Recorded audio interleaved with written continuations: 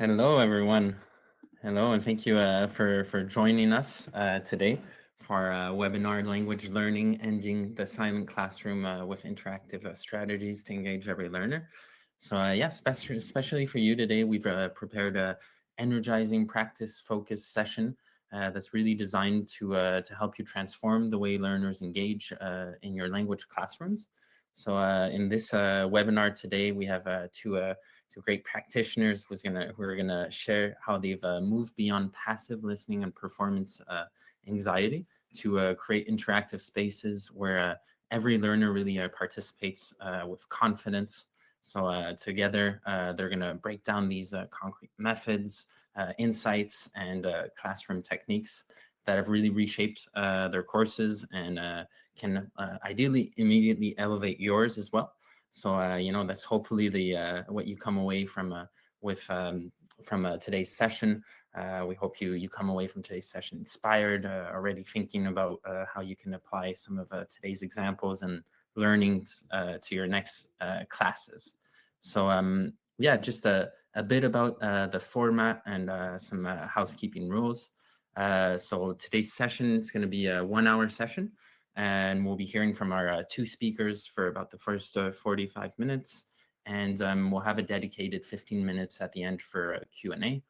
So throughout the session, you can, of course, ask any questions you have, and we'll just ask that you use the dedicated question tab that you can see in the bottom right corner. So just an important distinction here, you have chat tab and question tab. If you use the questions for the questions, easier for us to track and make sure that we've answered all of them.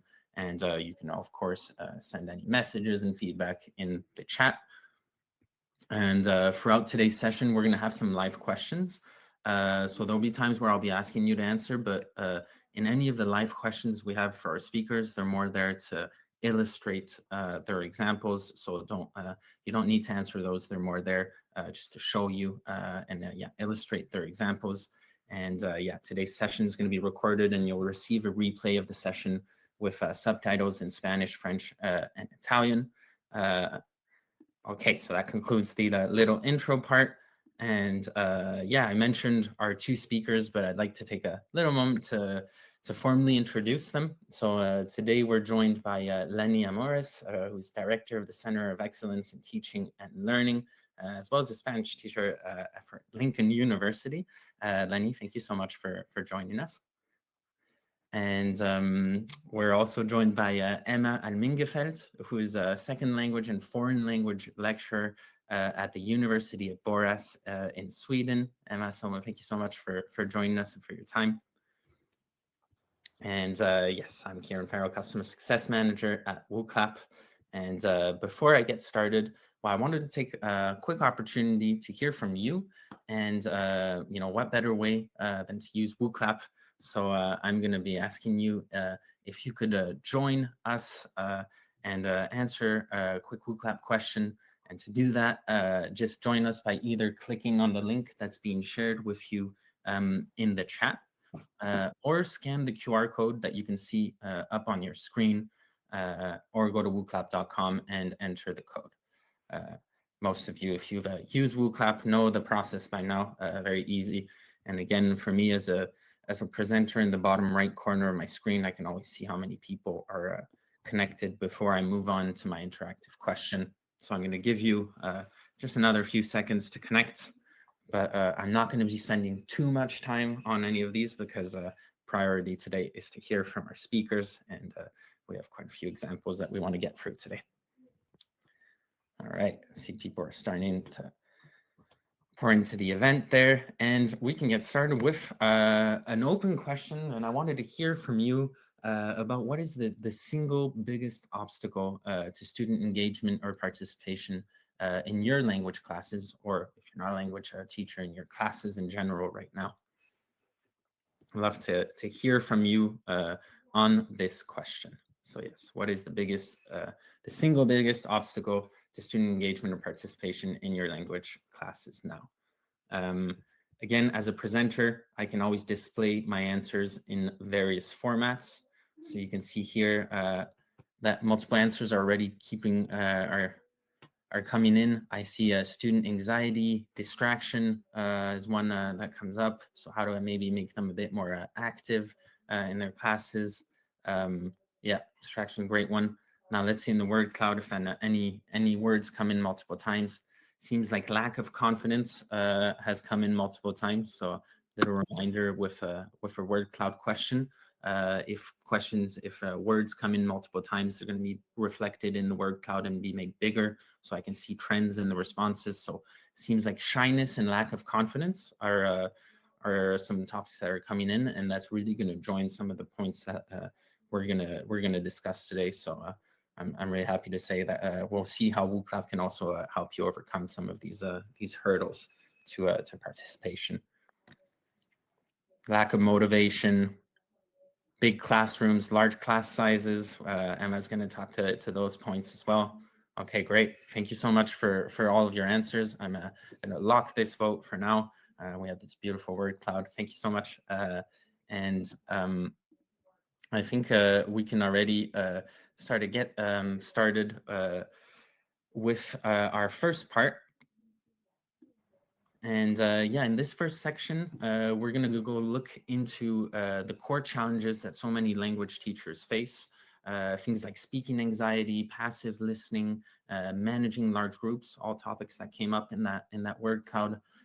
So the goal is really to ground ourselves in those realities and show how simple shifts towards interaction and real-time feedback can start turning these points into opportunities, really, for stronger engagement.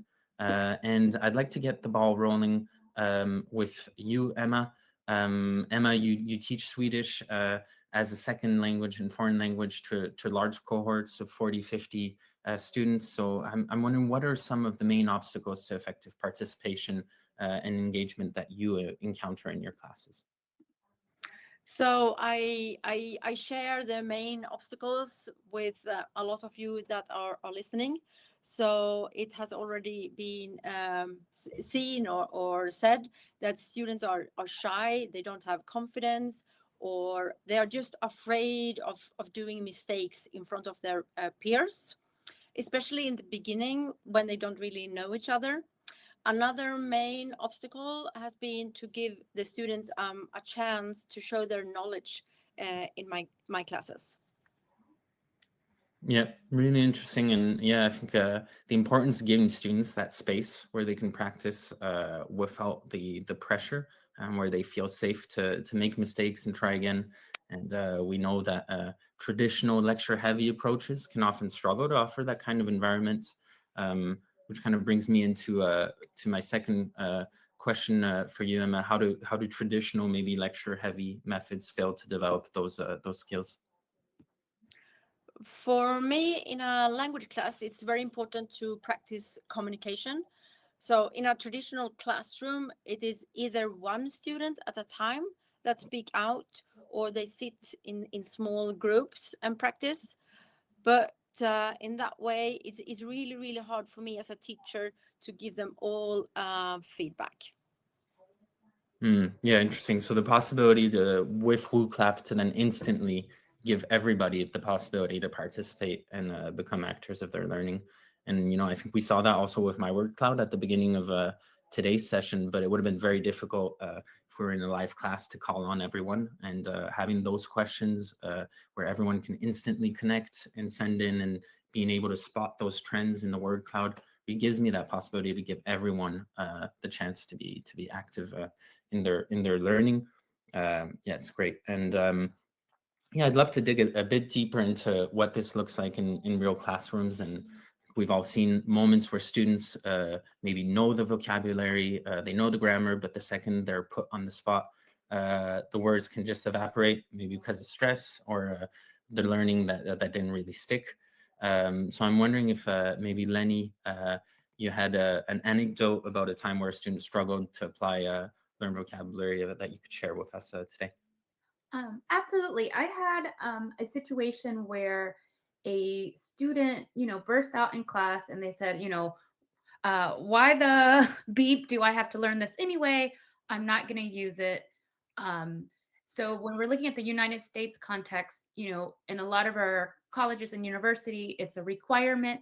and they haven't necessarily taken very serious language learning courses in their K through 12 necessarily.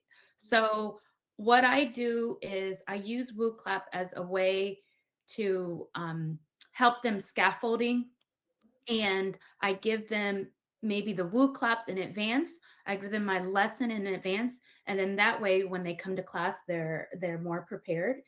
And it's another way to kind of help them with their mental bandwidth, because they're coming with all kinds of things, and that kind of spontaneous interaction that they might have where they have to produce the grammar or the vocabulary, setting them up so that they can come to class prepared is the best way to do that. Absolutely. Yeah, really interesting. And I think that touches on some of the asynchronous, capabilities of Wooclap too. And all of those, just for a reminder for those that maybe haven't explored them yet, but all the live capabilities are in this live session tab. But you have this self-paced session tab here where you could import your presentation to give them early access to those slides. You could create some asynchronous questionnaire to help them prepare on that content. So yeah, it's a valuable tool to also use the asynchronous capabilities of Wooclap. Okay, great. So now we've explored those challenges kind of in depth. I'd like to kind of bring it back more to the practical side and see how you've approached this shift in your own teaching. So we've talked about the need to move learners out of a passive listening into real participation. Yeah, I'm curious to hear more about your experience and maybe how Wooclap can help you shift the dynamic away from passive lecturing towards active language acquisition in your courses. Emma, if you could maybe get the ball rolling on this. So when the students have fun and enjoy the class, they are focused and they are in the moment, and then they can't start to think about other things. So one way to keep them busy is to use a Wooclap, and then of course I also get to see their knowledge, and if I need to go through it again, or if we can move on. Yeah, absolutely. And I know, Emma, you talked about the large cohort context and how it can be impossible to hear from everyone. And you'd noted how Wooclap can, allow you to hear from all those students at the same time. And I'm just wondering if you could elaborate on what this means in practice, and maybe what question types enable simultaneous participation. How does seeing all those responses change your role as a teacher in practice? So what I really like to use more and more is this sorting, as you can see here, one example. So I think you have the correct sorting here, and you see it's the weekdays, since I teach beginners, because I don't want them to exposed to mistakes or wrong answers. So in traditional quizzes, there are more wrong answers than correct answers. So therefore, when you use sorting, so then they have, in this example, they get all days of the week, and then they have to put them in order. But I have used that for grammar as well.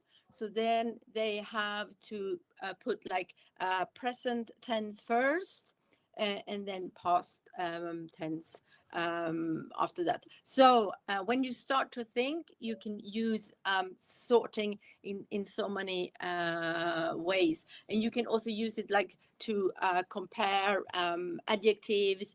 And I had one where they had to pick how they dress in the morning. What they put on first. So it's just your creativity that stops you, how you can use this sorting format. Okay, really interesting. Thanks for your insights and examples there. And this sort of brings us into our second part here. And yeah, we've looked at participation and confidence. And now we're going to shift to one of the more difficult maybe areas in language teaching, which is listening and reading. And we know these are skills where students can seem focused, yet it's difficult to gain that insight into what they've actually understood. So this next part is going to be all about showing how Wooclap can turn that quiet space into something more concrete and measurable. So one of the hardest skills is to teach listening, because we don't really know what students truly grasp. So let's see in practice how we can overcome that. And before we go into that exact question, I wanted to also mention the importance of certain integrations and having your tools integrated in one place. And I know, Emma, I understand you integrate Wooclap into your PowerPoint slides using the add-in. So I'm wondering, why is the integration so crucial to your teaching methodology, especially when it comes to managing large groups? Because then I don't have to think about that. I need to switch between two different tools. So I don't need to be worried, where do I find the other one? What do the students see when I close one tool and open another one? And I think they also get the impression that the lecture is more professional, or I am as a teacher are more professional. And they can also see that or hopefully they also get the impression that I'm well prepared, since they see that I have all the slides and the Wooclap integrated after each other. Absolutely. I think it's important not to disrupt like the flow of the presentation, and like having those questions where you become a part of the presentation makes it flow very very smoothly. Yeah, thank you for your points on there. And I know, Lenny, you have some great examples for us of how you sort of use Wooclap for evaluating oral comprehension. And when you play an audio clip, how do you use different like open-ended questions, fill in the blanks, or matching to assess not just if they heard it, but what they heard and maybe why? So I use them all, and I think that they have different functions, because sometimes you can really get to the higher order thinking if you're having them really digest what the passage is about. So in this example of the audio I have, it's from a text, Hija del Camino. En España le habían preguntado en más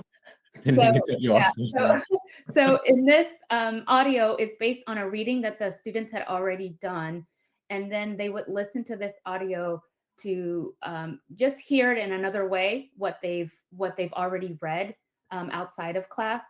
And then I have several questions, if you can skip to the next one. So for example, here we have a poll, but it's not just a regular poll. I have the comments feature enabled in this poll. So that means that the students, not only do they select, what they think it's about, but they're able to defend their answers with the comments. And I think that this brings the poll to another level, because you're having them actually defend what their choice is. And the next one. So again, enabling the comments. And then here is an example of something, for example, vocabulary that you can work with concepts, or you can work with the vocabulary from the text. So you can use this for literary analysis to get to those first stages of identifying what the text is about, for listening comprehension, listening to the text, and then get to the higher levels. So the next one. And here is a matching activity. So they're having to read between the lines here. So there's the textual evidence on the left side, and then what this text is actually saying. So there is just going that extra step of them doing that kind of literary analysis. Great. Yeah, thank you so much for all of those examples. And you touched on one feature that not everybody knows about, and it's maybe one of the rather new ones. But of course, you can go further than the multiple choice by giving that a possibility to comment on it. And I just want to go in real quick and show you where you can do that. But if you're in your multiple choice questions, don't forget that you have some extra settings on the right-hand side that can help you sort of customize your experience with those questions. And you can see that here I can enable comments on questions. So my student not only chooses the answer, but also then gives further explanations as to why they chose that answer. I'm going back to what Lenny was sharing with us right there. And they can actually comment on what other students, so maybe they didn't choose that one, but they can comment also. Great, yeah. Thank you so much. And yeah, so great examples that show that really show how many different ways you can interact with your students. And we know that varying the types of questions that you ask and switching up the activities really does have an impact on learning, and it pushes students to sort of retrieve information in different ways, also think more actively and reinforce what they've already seen. Lenny, while open questions are really great for depth, I'm just wondering how you utilize maybe more simple multiple choice questions for quick, high frequency checks. So I think these are great for those kind of repetitive things that they just need to know. For example, conjugations, being able to identify the correct conjugations. Maybe they have to identify the correct word out of a certain out of a list of words. In this example, it's just identifying what the orange is. So this is very simple, but I would have different versions of the same with the same image. So maybe I actually had naranja, but I had it spelled in different ways. So then they would have to pick out the correct spelling. So then I know that they know how to spell it. It's not that they can just pick the one that starts with N because they remember it started with N. So there's ways to do this that is just very simple, very quick for students to do. And then you get the feedback to say, okay, students are really good on the vocabulary, or they're really good on the conjugations, and you can just repeat these same Wooclaps in your classes. So say you're working on present tense and these are the same Wooclaps over again. You got to get this right. You got to know these irregular preterite conjugations. Yeah, absolutely. And I think this question, a good reminder that you can also add images both to your questions, as you can see here. You can also have them choose from images for the answers, and all of that. If I go back into the multiple choice, you can add audio or image for each one of the options, as well as your question. So just a little quick reminder that you can sort of vary the different formats, which can be particularly useful in teaching languages. And yes, okay, move on to my next question. And yeah, now I want to zoom in into something a little bit more practical, especially to teachers working with big cohorts. I know, Emma, you often alternate between open questions and multiple choice questions in large Swedish classes, and each one kind of serves a different purpose. So I'm wondering if you could walk us through how you decide between open question versus a multiple choice question. So I use open questions when there are different solutions, or the question can be answered in different ways. As you can see here, this was when I prepared them for the upcoming examinations. So it's for many years we have used a very creative assignment. So we just give them a picture, and then they can write anything like a short essay that has something to do with the picture. But it's very open and it's very creative. And I have students from all over the world. So this is a very new thing for them. So therefore, it's very important, of course, to prepare them. But for this, in this case, it was really important or very good to use the open-end question, because then the students got to see all the different examples they could in different examples how they could answer or write this text. So, and then I use the multiple choice questions. I use mostly to check vocabulary. But as you heard me saying before, I have started to use the sorting more and more. Yeah, absolutely. Some important distinctions to make, and especially when you're making your choices to which question kind of caters to my teaching objective the most. Yeah, it's great. And yeah, and you can go even further because it's not just the text anymore. You can have students choose from images, and I think it's really one of the strong suits of Wooclap too is our image-based questions. Which can, you can have image-based questions, you can have images also in the questions as we saw in the multiple choice. And yeah, you push that into more visual activities that can support different types of learners as well. And yeah, on that note, I'd love to move into the image-based side of things. And wondering if you could show a quick example of a find on image or label an image question. And maybe we can start with you, Lenny. I know you had an example of a label and image question that you could share with us. Okay. So here is a label these 4 countries. This is the step up, right? Because there's the find. And I really like how you can choose any kind of image. You can choose a whole background where they have to label the things in a city. They have to label for geography. So there's just anything that you can think of. And I think that what this does is make sure that they actually can pick out and identify and actually maybe try to spell it and write it out.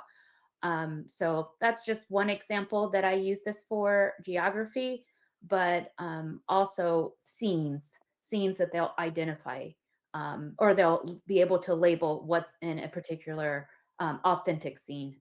Okay, great. Yeah, and I can imagine, I remember learning vocabulary in languages. Sometimes you'd have a session on name these things in the kitchen, for example. So I could imagine one of these where you'd have to, label all of the different elements you see in the kitchen. Yeah, lots of different uses possible there. And Emma, I think you had a find on image example and a use case to share with us that I've pulled up here. Yeah, so to answer your question, I have to give you some background.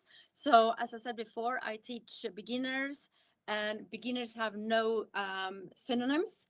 So therefore, you saw also an example that we use a lot when it comes to reading and understanding, that they have to answer the question by choosing the right picture instead of choosing the correct answer by text.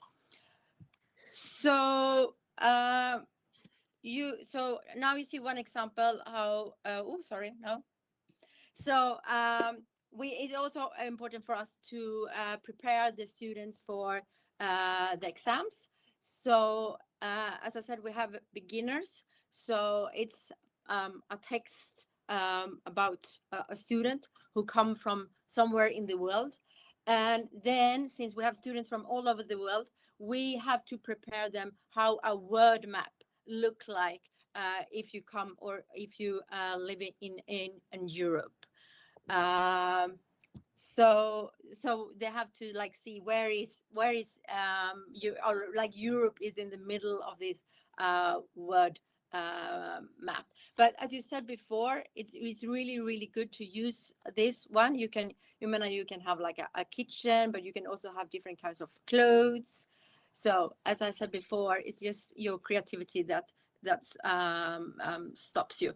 So to give you the right, so for the ones that are not used to the word map, where you have Europe and Africa in the middle, so you find Sweden, Norway, and Finland, because that is what I'm asking for here in Swedish, and I guess most of you have figured it out. So it's in the top.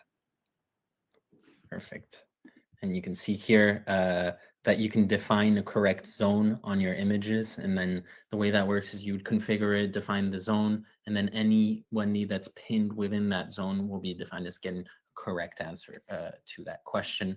And just as a quick reminder, our image-based questions, you see a label and image, you have a drag and drop where you can also define the labels and ask them to place them on an image or find on an image. So yeah, all different ways of interacting visually with your students. And yeah, thank you both for your examples on this point. We're already moving into our third part here, which is from practice to proficiency assessment and retention. So yeah, we've looked at how to make comprehension visible and keep learners engaged in the moment.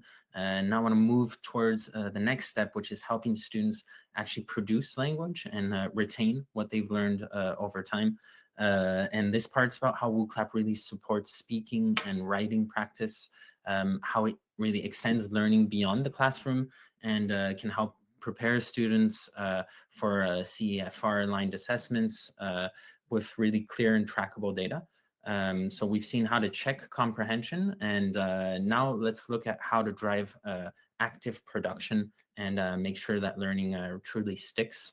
And we can move on to our first question. You mentioned using Wooclap student presentations when I spoke to you, and I'm just wondering, how does giving students ownership of a Wooclap event foster their oral expression and autonomy?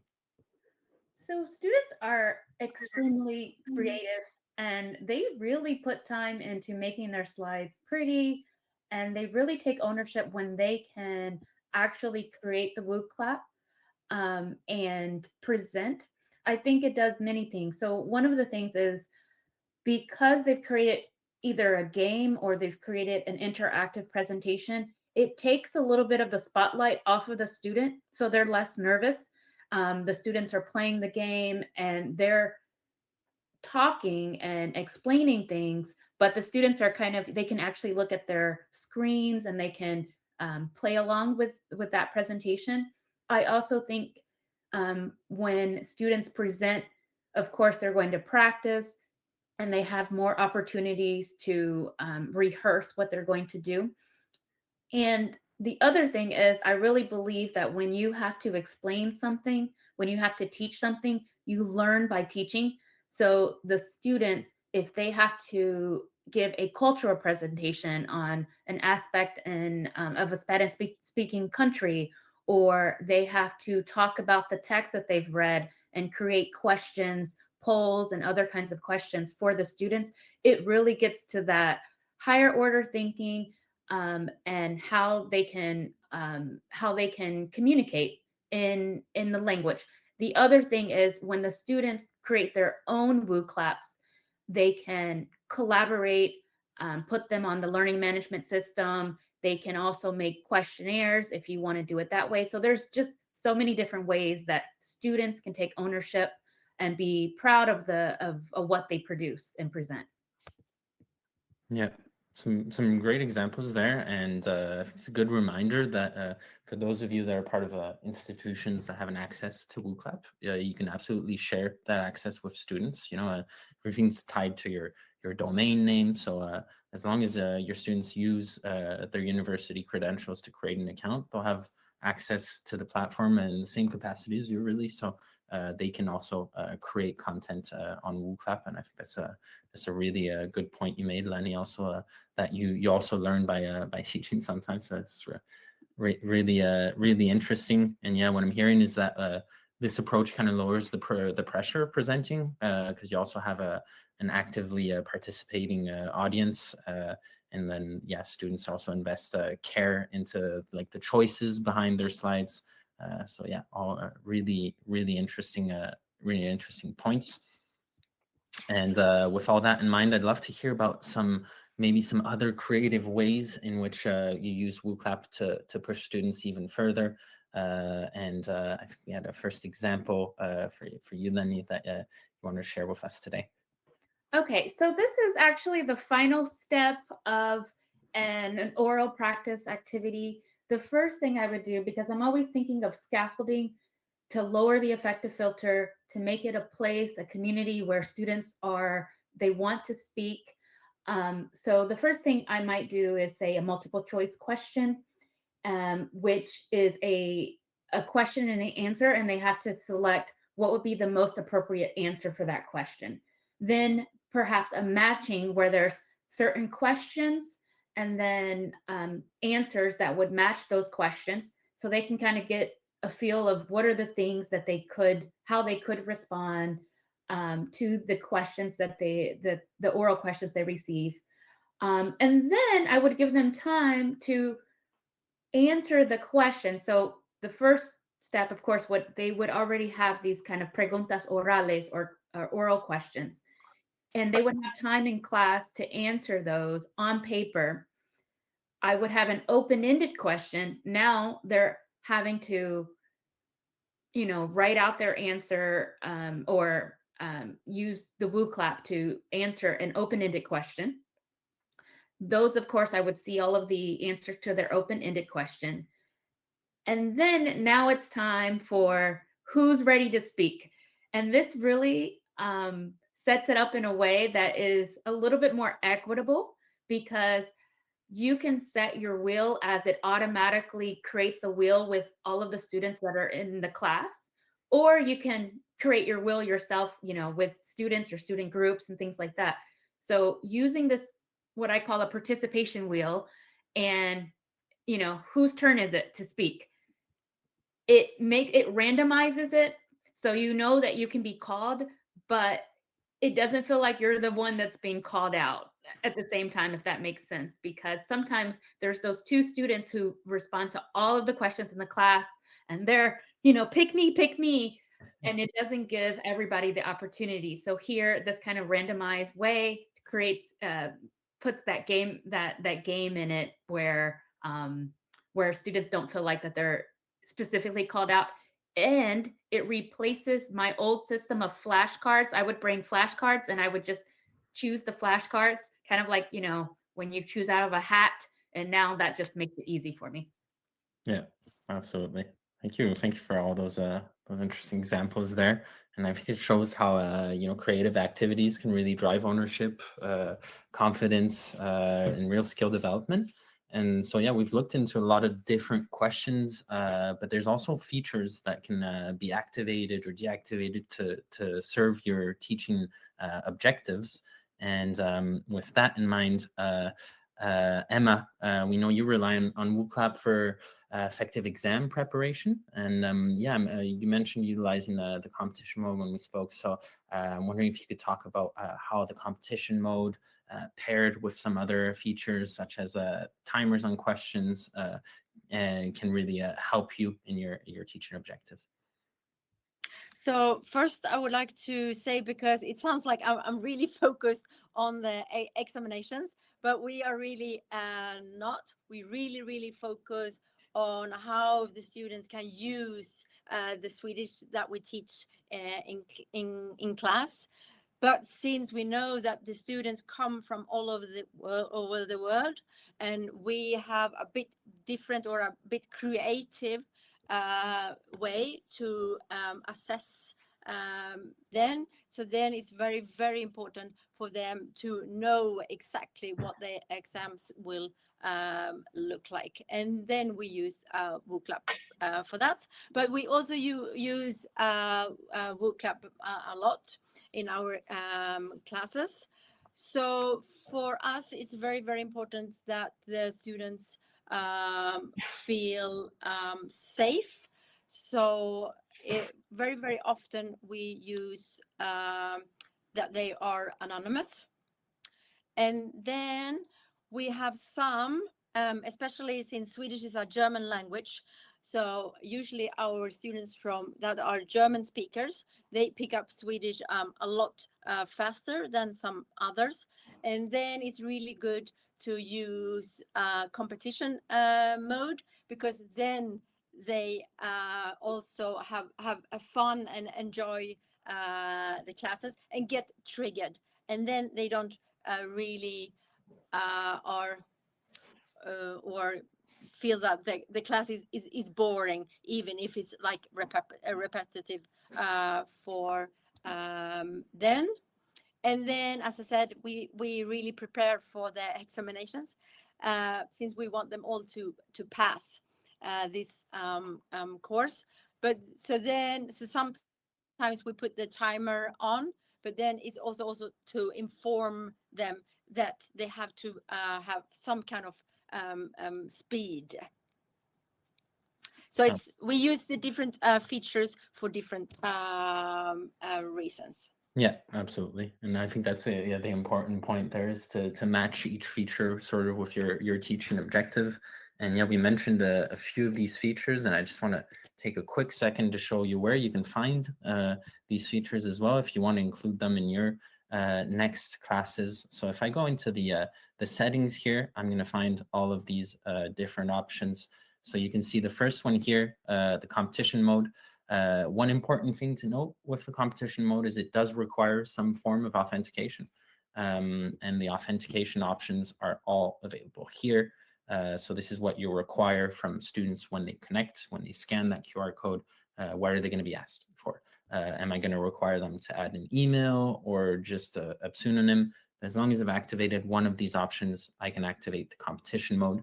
And then as a presenter, I can display a podium, and I'll see the evolution of that podium throughout my presentation. So it kind of gamifies the course, brings my students into a fun kind of more interactive presentation. And finally, another setting that we discussed that you can find here is adding a timer to all questions. So here I can activate it for all of the questions, choose the time after which it times out. I can also reset that live in my presentation. But if I want to, I can also do that on an individual level for each question by adding a timer here. So there are two options for those timers there. And that kind of takes us through. I know earlier also Lenny had talked about the collaboration aspect, and I forgot to show you. But beside the settings and share event here, I can add someone as a collaborator on my event, which means they're going to receive a link and they'll be able to co-create that event with me. So we both have control over that one same event. And I just wanted to show you. So yeah, this shows you the new interface for our competition mode. So it's kind of changed a little bit, but you can see in the bottom of the screen, there's that little trophy. And when I click on it, that's what shows up. And I can see the top 10 of my respondents with the most correct answers. And we'll see that evolve, play on that competitive side of the students and gamify our courses. We know it's a very appreciated functionality. Okay, so really interesting uses there, but there's also another layer that matters just as much, which is how we capture what students are doing and use it to guide our teaching. And we've talked about engagement and production from the learner's side, and now I want to flip the lens to the instructor's side. And here from you, Lenny, on from a data perspective, how did Wooclap kind of help you track engagement in class? Okay, so here at Lincoln University, we do have Wooclap integrated into Canvas. So it's a great way to track participation. You can even track the specific scores from the Wooclaps. So I like to tell faculty, use this as a way to see, that students are engaged in the class and that they're answering questions. And this will give me just, very quick data, very quick results. I don't have to do manual participation grades on every class. I can have a participation for each class, and they get the participation because they've answered the questions. They've answered the Wooclap questions. Yeah, absolutely. And for a reminder, yeah, you can add Wooclap as an activity within your courses in your LMS, and then that gives you the option to synchronize the grades, participation, or attendance directly into the gradebook of your LMS. Okay, so we've looked at specific techniques, real classroom examples, even the data side of things. So I'd like to maybe step back as we sort of conclude here step back for a moment and yeah, after everything you've tried, refined, and experienced, of course, there's a bigger story behind the tools and the method, and it's really about how your teachings evolved and how learners have changed with you. Yeah, I'm wondering if you could summarize sort of a before and after Wooclap experience, and maybe we can start with you, Lenny. I know you had an example to share with us today. Okay, so so this is an example of a worksheet, an explainer, sheet, and then a worksheet that students would complete outside of class. I still like the worksheets. I want students to, write it out and have that practice. But then what I'll do is I'll take that worksheet and I'll make a version of it that's not the exact same in a Wooclap. So then students actually have to know what they've completed. They're less likely to use AI. It makes the worksheet dynamic in class. They are prepared and they're more engaged. So for me, I think one of the big takeaways is that I can still bring in all of the analog things that I used to do, but I can, make things more dynamic, and it saves a lot of time. So before, I would take the worksheets, I would grade the worksheets, and now I say, okay, bring your worksheet to class, bring another color pen, annotate as we're answering the questions in the Wooclap that are similar, and take a photo, upload it to our LMS. And now I don't have to grade anything because the students are taking ownership of correcting their mistakes, and I just have to check that they've done it. And then the Wooclap also gives me data to see what's the discrepancy if between when they completed the worksheet themselves and when they answered the questions in class. That also kinds of helps me figure out what instructional decisions that I have to make, and I can make those decisions on the spot now because I have the live data from every single student in the class to say, ooh, we didn't get this, we need to go back over it. So I think that's time saving so that I can actually concentrate on planning great lessons and giving good feedback rather than grading. So grading, if we can do less grading, I think it's great. Absolutely. Thanks for all of that. And Emma, did you have anything you want to contribute to this last question for us? So I have used the Wooclap and similar tools for such a long time. So I hardly remember what it was like before, because when you start to use it, it's no way back, because it forces your students to be active. And when they are active, they are alert, they are focusing, and they are also having fun. And when they are having fun, they learn more. Great, thank you both. I think this sort of concludes the question part for our speakers, and now maybe it's the moment to hear from our audience too. And yeah, again, thank you so much, Lenny and Emma, for your inspiring examples and your time today. And let me check in to see if there's any questions that have been brought to my attention.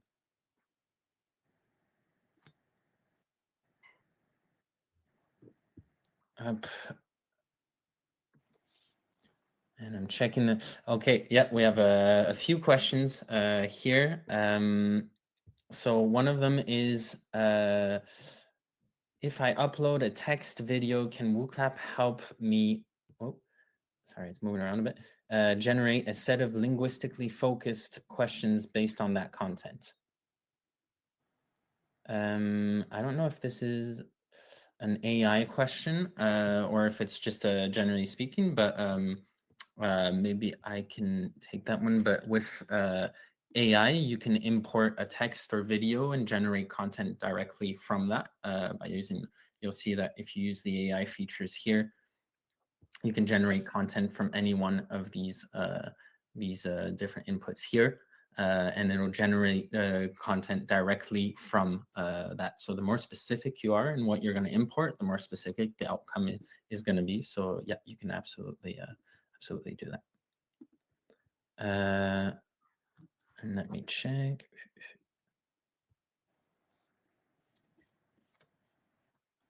And this one kind of goes into a point that Lenny discussed, but it says, can students use Wooclap to create their own questions or practice activities to foster their oral expression or overall learner autonomy?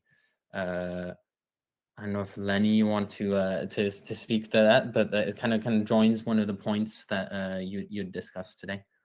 So what I really like is that you can have students actually, record their voice or add their own recordings into their Wooclap too, and then make it so they can share it with you, and then you can add it into your LMS like as a discussion, or you can have them create a questionnaire and it goes out to everyone.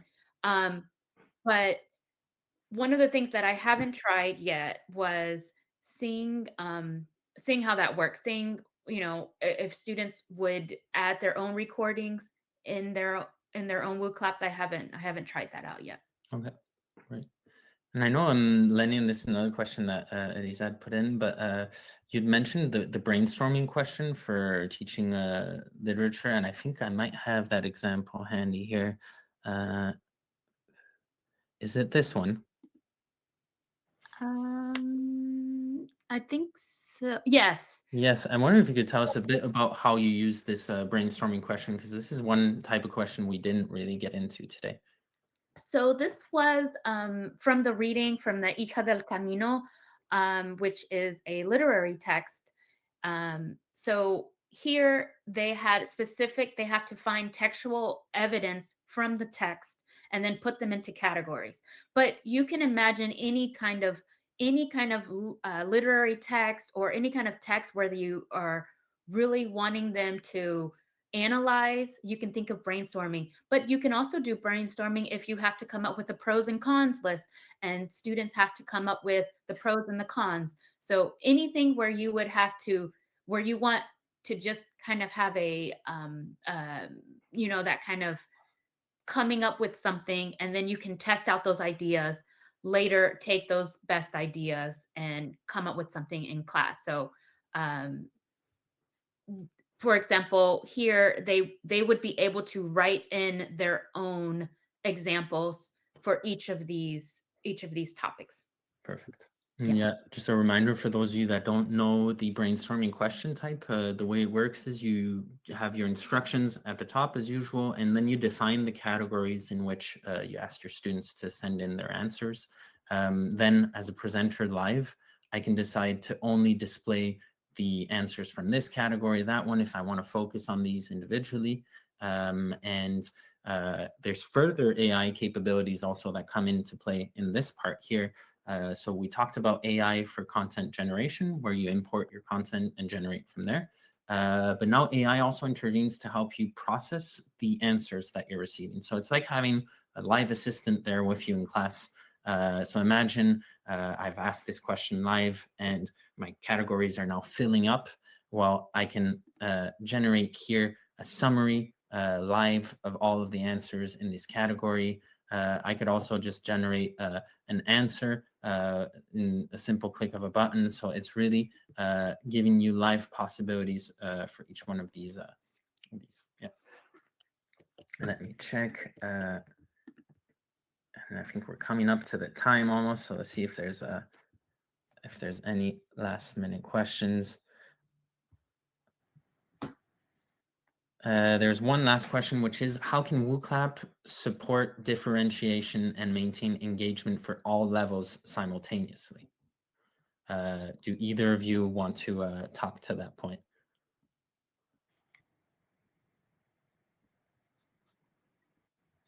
It was a tricky one.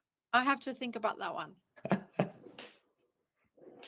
So I would say that one of the things that you can do, where of course you're having students at different levels, the good thing about it is that you can make it anonymous, so that not putting anyone on the spot as far as anonymous of what appears on your screen. So that kind of gives a chance for everybody has to participate, but I understand that, you know, you may be able to already use this imperfect and preterite together, and you're still working on this. So I think that that's one way. I think that the other way is the questionnaires. So if you, instead of making everything live, you can actually have the questionnaires where they're completing those, or versions of that same Wooclap where they can work on things so that when they get to the live event, they've already prepared. I think the biggest thing is letting them know what you're going to be doing in class so that they have a chance to prepare, maybe flip your class, or maybe do something in a way that the students that are not as strong, they're not as, you know, they're more confident when they're in the class. Absolutely. Thank you so much for that. And I think we're coming up to the time now. And so I think it's time for us, to conclude. And thanks everyone for being with us today. We've covered a lot of ground, from like tackling speaking anxiety and passive learning to exploring concrete ways of making comprehension visible, building real production skills, creating classrooms with where every learner can participate with confidence. So yeah, huge thank you to Lenny and to Emma for sharing such generous insights and practical examples. I think their work really shows how powerful interactive teaching can be, especially when it's grounded in clear pedagogy and accessible tools. So we hope that you're all leaving today with ideas on how you can bring ideas you can bring straight into your next classes. Whether it's a new question type to try out or a new feature. We just hope that that this has inspired you. And a reminder, you'll be receiving a replay of this session with subtitles. And we'll also be sending you a language learning playbook with real world use cases that are aligned with CEFR skills, which can help you really implement these strategies immediately. And just again, thank you so much for joining us. And I'm just going to conclude it with this last open question, which is use one word to describe the most valuable takeaway from today's webinar. Don't hesitate. It's still the same link for participation, and don't hesitate to send us in one word. And thanks again for joining us, and thanks again to both our speakers.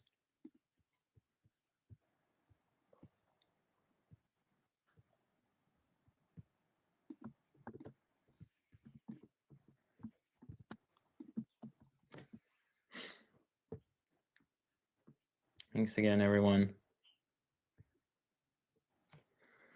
Some good words: interactive, inspiring, useful. I love that. More feedback, less grading. Absolutely.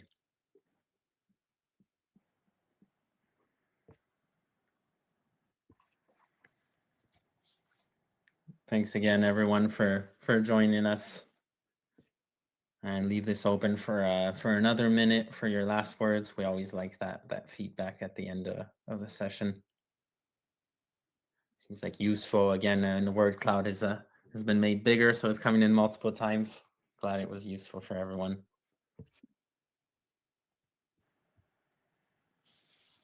All right. Great, and I think we're coming up to the time now. So thanks again to all our participants and to our speakers, and we'll see you again soon. Don't hesitate to send us any questions you might have, and hopefully come away from today's session inspired. Thanks, everyone, and have a great day. And thank you. Yeah, my pleasure. Bye, Emma. Bye, Annie. Bye, everyone.